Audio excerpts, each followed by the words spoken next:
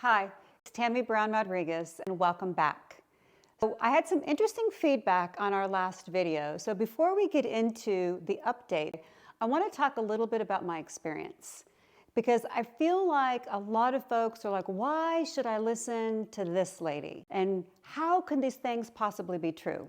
And I'm speaking specifically to the shenanigans that are happening in Dallas County with the elections that are happening right now, right as we speak. I started my journey in 2018 at Central Count here in Dallas County. And if you don't know what Central Count is, that is an actual physical location where all the ballots on election day come to, and that's where they're actually tabulated or counted. So we received a phone call from a dear friend of ours and said, hey, we need some help. We need a poll watcher down at Central Count. My husband and I didn't really understand what that meant, but we said, absolutely, we're in. Drove down. And let me tell you, folks, if you've never participated as a poll watcher, an election judge, or as a clerk, you must. We stood there and watched things happen that we could not believe our eyes. We watched ballots being adjudicated by two people, and they would look at the ballot and decide the voter's intent for those mail-in ballots, and then they would mark if they thought differently. So you've got two strangers looking at a ballot trying to decipher the voter's intent. I thought that was interesting. And then they would put that ballot that they recreated into a box.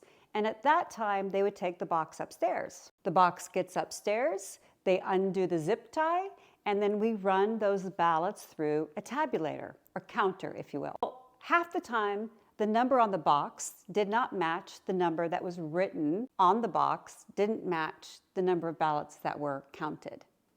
So this was alarming, and I'm like, excuse me, shouldn't this kind of shore up? Shouldn't we do something? And the people were like, well, it's the best we can do. Yeah, we have to go with what works. So this is just one example of the discrepancies that was happening at that Central Count location back in 2018. And so 3 days later, as they're continuing to process the ballots, there were more and more issues that really raised a level of concern.